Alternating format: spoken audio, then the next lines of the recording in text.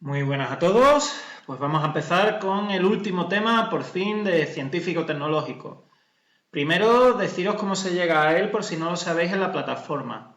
Estamos en el nivel 2 del ámbito científico-tecnológico y ya no nos metemos aquí, ya no nos metemos en el módulo 5, ¿vale? Porque el módulo 5 han sido los últimos 4 temas que hemos visto y que tenéis aquí.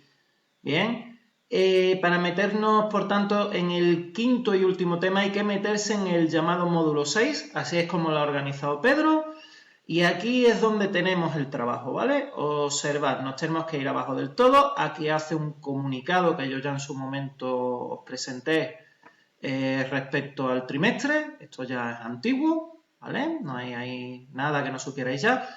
Y lo que nos interesa es acá, donde pone tema 1, instalaciones en la vivienda. Podéis leeros la pequeña introducción que aparece aquí, pero creo que vais a perder el tiempo, sinceramente. Entonces lo mejor es que os vayáis al tema directamente. Tema 1, instalaciones en la vivienda. Y bueno, deciros sobre este tema, como os adelantaba un poquito por email, que no es un tema difícil. De hecho, yo creo que de los 5 temas que en total vamos a ver, va a ser el más fácil de todos y el que os va a gustar más.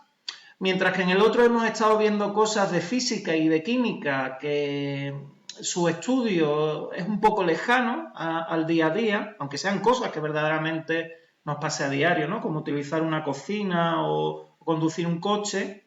Así que los planteamientos que se han dado en esos 4 temas han sido pues más complejos, ¿no? Más de carácter científico, que es como habitualmente se estudian. Si bien este tema lo que trata, y como podéis ver aquí ya en esta fotografía, en esta imagen, son cosas relacionadas con el hogar, ¿vale? Lo que vamos a estudiar aquí son instalaciones en la vivienda, es decir, cómo se llevan a cabo las instalaciones de tipo eléctrico, cómo se llevan a cabo las instalaciones de fontanería, etcétera. Por tanto, son cosas muy cercanas, más prácticas, que le podemos dar una utilidad directa. Y por tanto creo que es un tema que os va a gustar más y que por ser más cercano, pues debería de ser más fácil. Por otra parte, aquí, que también os mencionaba en el email, Pedro nos ha dicho que todo lo que son problemas de física no entran. Por tanto, nos está quitando la parte que podría ser más complicada del tema.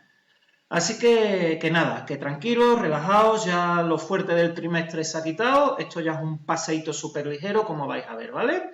Pues leyendo como siempre os voy comentando para que queden las cosas más claras. Dice, la mayoría de las viviendas de nuestro entorno tienen acceso al agua caliente, a la red eléctrica, a internet a través de conexiones telefónicas y a otros servicios como puede ser un sistema de climatización. Para que los usuarios de las viviendas podamos disfrutar de estos servicios, las viviendas precisan de las instalaciones correspondientes. Así, una instalación en una vivienda es, de forma general, un sistema que conduce, distribuye y evacúa de la misma materia, como puede ser el agua o el gas, energía, como la electricidad o el calor, o información, como pueden ser los datos a través de Internet. En este tema trataremos cuáles son las instalaciones habituales en la vivienda.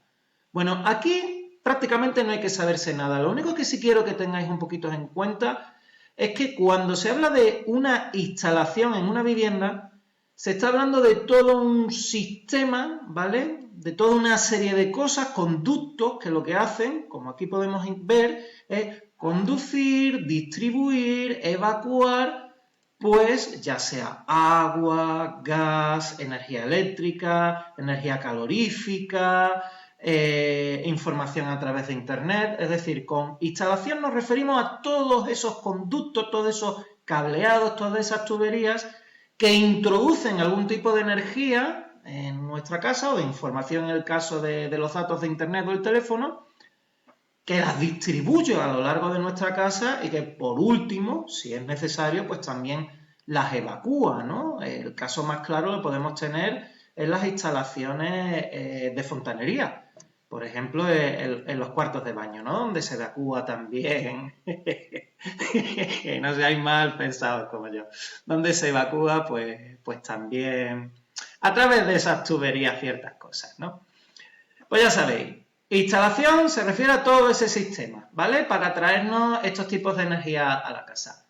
Nos metemos con el apartado 1, instalaciones de electricidad. Mira qué único lo que hay ahí. Las instalaciones eléctricas tienen como función suministrar la energía eléctrica, como es evidente, ¿no? Y proteger a los distintos receptores y usuarios. En España, la tensión que suministran las compañías eléctricas es de 230 voltios. Bien, la V representa voltios, eso es importante, ¿vale? Aunque no hagamos problemas, tenedlo presente. Siempre que veamos una V sola se refiere a voltios, ¿vale?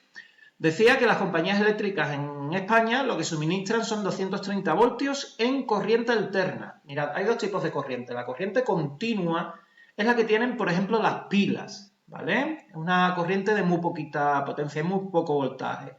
Y luego viene la corriente alterna, que es la que nosotros normalmente utilizamos. Todas vuestras casas, la corriente que llega a través de corriente alterna, ¿vale?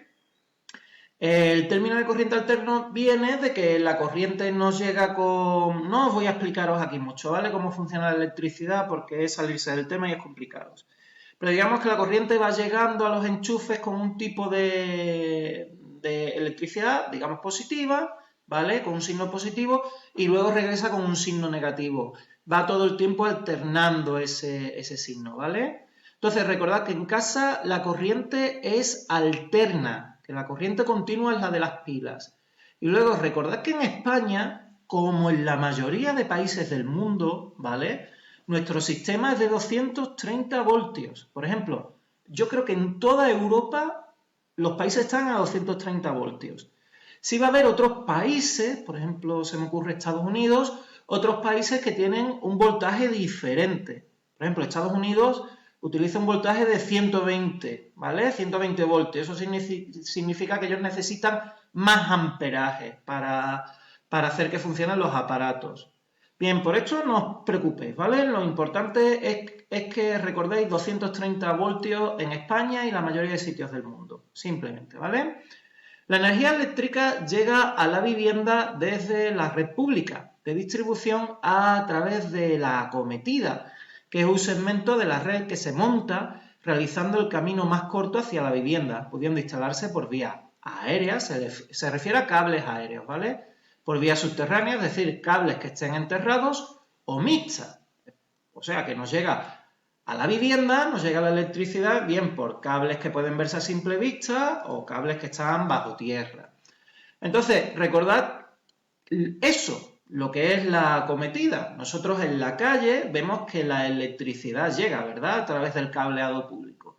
Y la acometida es cómo se extiende ese cableado público hasta nuestra propia vivienda, hasta nuestra propia urbanización, que no me sale, a nuestro propio bloque de pisos, etc. Eso es la acometida. Y ya dentro de nuestra casa, ¿no? Bueno, no tiene por qué ser dentro de nuestra casa, puede ser fuera, muchas veces está dentro. Dice, la instalación cuenta con un contador de consumo a la entrada de la red de la vivienda, ¿vale? Antiguamente el contador se ponía en el interior de las casas, hoy día es más habitual encontrarse el contador fuera. Esto es para que la persona que vaya a revisar que el conteo es correcto, pues no tenga que entrar en tu domicilio o en el bloque de viviendas, ¿no? Según el caso. Aquí cuando yo digo casa, entendamos también un bloque de viviendas, un residencial, etc. Lo instala la compañía eléctrica y mide la energía en kilovatios hora que cada abonado consume. Bueno, aquí hay poco realmente que no sepáis, probablemente lo sepáis todo. Lo importante, que lo que tenemos es corriente alterna, que en nuestro caso son 230 voltios, que la acometida es lo que conecta el cableado eléctrico público exterior a nuestra vivienda o bloque, ¿vale? Y que el contador, lógicamente, pues está en paso entre ambos y está midiendo la cantidad de consumo que nosotros hacemos. Bueno, pues básicamente así es el nivel de este tema. No es difícil en absoluto, ¿vale? Muchas cosas ya las sabéis más o menos. Dice, a la entrada de la vivienda se suele instalar la caja de control y seguridad, cuya función es la de distribuir la electricidad a cada circuito de la vivienda y cortar el suministro automáticamente en caso de avería. Es decir, después del contador, ¿vale?, va a seguir el cableado y va a llegar a nuestra casa. Y en nuestra casa, en la entrada, casi siempre es en la entrada, no tiene por qué ser así, pero casi siempre se encuentra ahí en la entrada, nos vamos a encontrar la llamada caja de control y seguridad, que tiene esta forma y que estáis hartos de ver, ¿vale? Observad, control y seguridad. Control porque controla y distribuye la electricidad a lo largo de la casa. Y seguridad porque también incluye ese elemento. Gracias a este aparato se evitan posibles incendios, se evitan posibles cortocircuitos, etcétera, ¿vale? En la caja encontramos los siguientes interruptores. Observad que hay interruptores gorditos e interruptores finos, ¿vale? Los gorditos suelen estar a la izquierda en la caja de control. Y observad que hay uno más importante que todos que va generalmente separado y es el ICP. Ahora vamos a explicar lo que es eso. Y luego por otro lado nos encontramos otro grandecito que es el IGA y luego ya son pequeñitos, ¿vale? Vamos a ir explicando esto. Si lo miráis en casa, os podéis encontrar algunos que aparezca hecho de ICP, IGA, IDIF, etcétera, escrito, ¿vale? En la caja de control, pero en muchas ocasiones realmente no es así. Vais a ver cosas escritas por arriba o por abajo de los interruptores, pero normalmente no viene tan transparente lo que es cada cosa. ¿De acuerdo? Es más por la posición y el tamaño y por cómo se van agrupando el que sepamos a qué se refieren una cosa u otra. Bueno, pues el más importante, el primero de todos, el interruptor de control de potencia, el ICP, interruptor, control, potencia son las siglas. Situado al comienzo de la derivación, es decir, la toma que llega de la calle o que llega del bloque pasa por aquí primero, ¿vale? Que es el que desconecta la instalación cuando la suma de las potencias de los aparatos conectados simultáneamente sobrepasa la potencia contratada. Dicho de otro modo, si yo bajo esto, se va toda la electricidad del hogar, ¿vale? Y por el sistema de seguridad que hay ahí, si la potencia que yo estoy consumiendo en mi casa está por encima de la contratada, se baja, ¿vale? No me dejan utilizar más potencia, aparte que por motivos de seguridad esto, desde luego, podría resultar peligroso.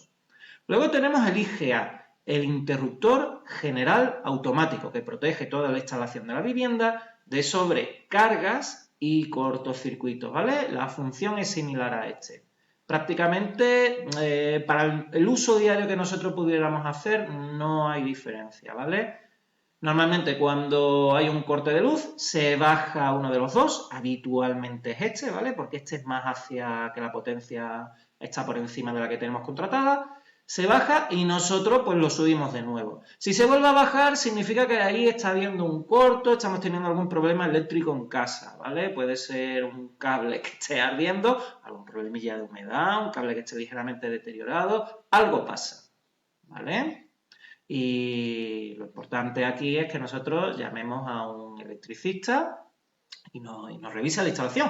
Que a veces cuando el problema es que se baja este con constancia, el problema es muy complicado de encontrarlo, porque puede estar por cualquier sitio de la casa y tienen que ir investigando y muchas veces sin éxito. A mí al menos cuando he tenido problemas alguna vez en una casa antigua en la que vivía, me daba problemas ahí, y nunca averigüé realmente qué es lo que pasaba, pero bueno, no salimos ardiendo. Entonces recordad, este es el que principalmente protege de sobrecargas, está aquí mal escrito, y cortocircuitos. ¿Que se os baja? A veces simplemente es porque había un problema eléctrico que viene de fuera y por seguridad se baja. Tú lo subes y sigues haciendo vida normal. Esto, por ejemplo, me pasó a mí precisamente ayer por la tarde aquí en casa. Pero os insistía, si se baja, lo subes y de nuevo se baja y te está empujando hacia abajo, es que ahí hay un problema ya que puede ser más serio, ¿vale? Conveniente ir quitando las cosas que tienes enchufadas por la casa e intentar averiguar dónde está el problema.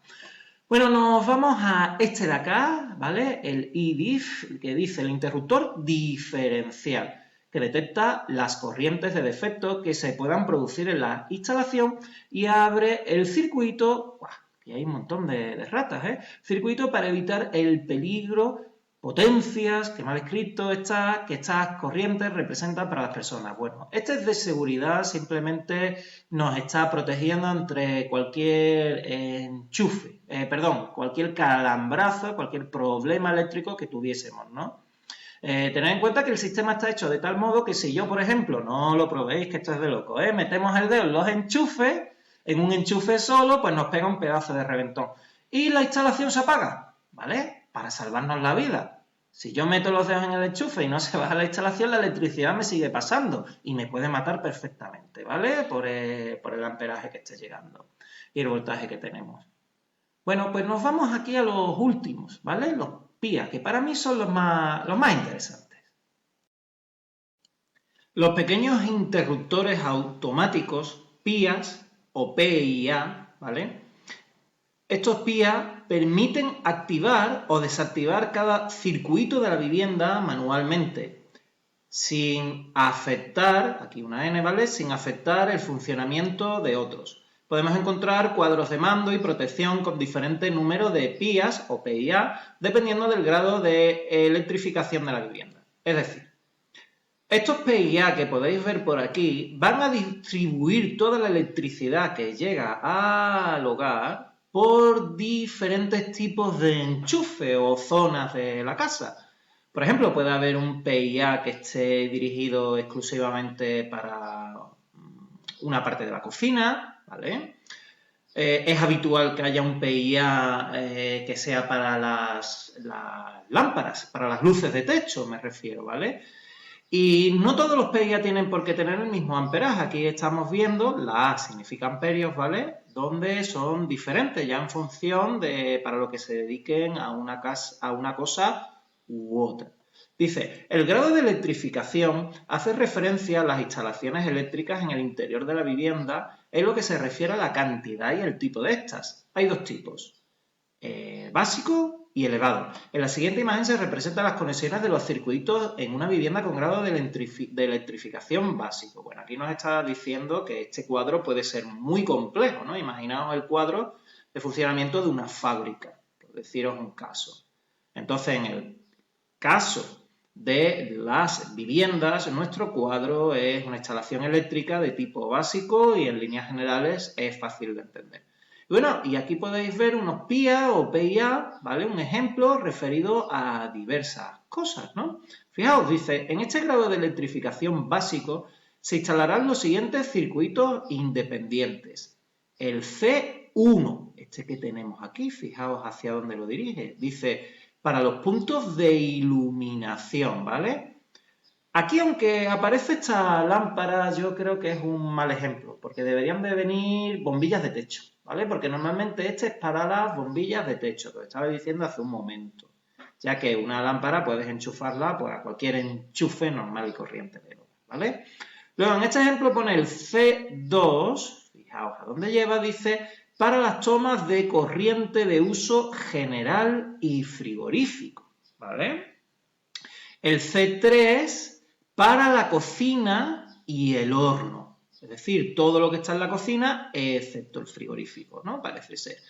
El C4 para la lavadora, lavavajillas y termoeléctricos. Fijaos la cantidad de distribución, os he dicho aquí que era para toda la cocina excepto el frigorífico, pero no, aquí vuelvo a hacer una separación, está dividiendo la cocina en 3 puntos eléctricos, ¿vale?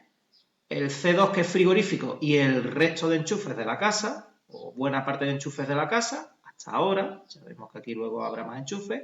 El C3 que es para estos elementos, vuelvo a decir, cocina y horno, ¿vale? Cocina eléctrica se refiere y horno. Cocina eléctrica, entender vitrocerámica, ¿vale? Y por último, el C4 se está refiriendo a la lavadora, al lavavajillas y al termoeléctrico.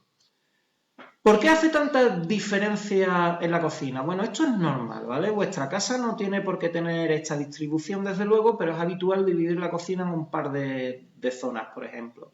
Y esto es porque los aparatos de la cocina suelen gastar muchísima electricidad y suelen ser, por tanto, peligrosos. Entonces, no es conveniente que estén en la misma zona eléctrica, ¿de acuerdo? Sino es bueno que estén distribuidos por zonas eléctricas diferentes. Si hay un problema con una, pues la otra todavía puede seguir usándola, ¿no? Puedes descartar otros equipos. Es que fijaos, en una cocina, si tuviésemos conectado, imaginaos, ¿no? Por ejemplo, que está en una cocina conectado a un mismo enchufe, el frigorífico, el horno, el microondas, el lavavajillas, la lavadora. Bueno, ese enchufe tiene peligro con el tiempo de quemarse, ¿vale? Porque va a pasar por ahí muchísima electricidad y se va a ir deteriorando. Y aparte te van a saltar los diferenciales por un exceso de potencia en una única zona. Por eso suelen separar en varios lugares. Luego, respecto al último ejemplo que pone aquí, el C5, ¿vale? Ese va para las tomas de corriente de los cuartos de baño, así como las bases auxiliares del cuarto de cocina. Es decir, otra vez vuelve a separar elementos en la cocina. Por tanto, en este ejemplo que os pone aquí, que por supuesto no hay que saberlo, ¿vale? Es simplemente un ejemplo, nos está diciendo Una zona es para las luces de techo. Otra zona es para los cuartos de baño. Otra zona es exclusiva para la vitrocerámica y el horno. Otra zona es exclusiva para otras tomas de corriente que haya en la cocina, ¿vale? Concretamente las que van a estar próximas de la lavadora, el lavavajillas y el termoeléctrico. ¿Bien? Y luego, pues, el resto de enchufes de casa los vamos a tener conectados, además del frigorífico. En líneas generales es ese ejemplo el que nos transmite, ¿vale? Importante, en la caja de control y seguridad encontramos los interruptores que permiten desconectar la instalación de la red cuando hay averías o cuando el usuario lo desee. Estos interruptores son el ICP, el IGA, el ID y los PIA, ¿vale? Es todo eso que me he estado explicando aquí. Bueno, pues mira, también aquí aprovecho. Yo ahora mismo a estas alturas no sé si os va a poner una tarea de escribir el compañero Pedro, como fue la primera tarea que hicisteis este trimestre, o bien os va a poner un cuestionario tipo test que es más parecido a cómo se hacen los exámenes, ¿no? Entonces yo de momento os digo, no estudiéis nada. Cuando sepamos qué tipo de tarea vamos a tener que llevar a cabo, pues ya decidís si hay que estudiar o no hay que estudiar, ¿vale? Aquí lo importante es que entendáis y que vayáis avanzando cómodo y tranquilamente porque está casi terminado el curso, ¿vale? Científico y tecnológico, lo gordo, está ya fuera. Dice, otros elementos de la instalación eléctrica. En las instalaciones eléctricas también encontramos los siguientes elementos. Los portalámparas. Deben ser de material homologado y las lámparas que se le conecten deben tener la potencia adecuada al mismo. Bueno, cuando dicen las lámparas que se le conecten se refiere a las bombillas, ¿vale? Cuidado. Mirad, esto está aquí explicado un poco raro, pero no os complicáis. Si nosotros nos vamos a Google y ponemos portalámparas, vais a tener claro lo que son. Estos son los portalámparas, los casquillos donde se enrosca la bombilla simplemente, ¿vale? Lo que pasa es que nosotros comúnmente llamamos lámpara pues a esa lámpara bonita, llena de bombillas que podemos tener en el techo, o a una lámpara de una mesita de noche, ¿verdad? Pero desde un lenguaje de electricidad, la lámpara es la bombilla. Y el portalámpara es donde se coloca la bombilla. ¿Veis la diferencia? Interruptores y conmutadores. Para abrir o cerrar los circuitos de la instalación. Los conmutadores permiten el control de un portalámpara desde diferentes puntos de habitación. A lo que se refiere son los interruptores normales que nosotros le damos de la pared, ¿vale? Para encender luces, por ejemplo, o el interruptor o conmutador que pueda llevar una lámpara, ¿vale? Para encenderla. Cuando digo aquí lámpara me refiero a la lámpara de la mesita de noche, por ejemplo. Esto yo creo que lo sabéis en realidad, ¿vale? Simplemente igual el lenguaje confunde un poco. Evidentemente lo sabéis, vamos. Tomas de corriente. Puede ser con toma de tierra o sin ella.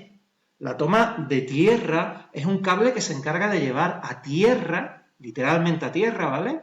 Cualquier derivación indebida de la corriente eléctrica a los elementos que puedan estar en contacto, ya sea directa o indirectamente con los usuarios, carcasas, aislamiento, etcétera, de aparato, evitando el paso de corriente al posible usuario. Bueno, explicamos esto. Cuando se refiere a tomas de corriente, dice puede ser como toma de corriente o sin ella. Bueno, cuando dice toma de corriente se refiere a los enchufes, ¿vale? Todo lo que nosotros podemos enchufar, a todo enchufe, eso en lenguaje más técnico es una toma de corriente. Yo creo que también lo sabéis perfectamente. Y luego, la toma de tierra, la mayoría lo sabrá también, pero para el que no lo sepa, la toma de tierra está ahí para protegernos la vida, ¿vale? La electricidad suele estar constante. A través de la toma de tierra lo que se hace es que cuando se pega un pico inmediato de electricidad, ¿de acuerdo? Pues ese pico inmediato lo lleva a través de la toma de tierra a tierra, ¿vale? Para que se descargue de tu cuerpo.